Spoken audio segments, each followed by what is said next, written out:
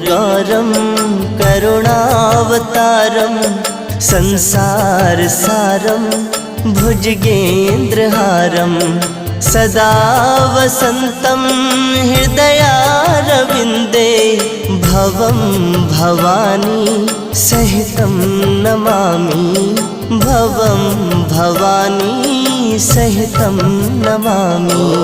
कर्पूरगौरं करुणावतारं संसार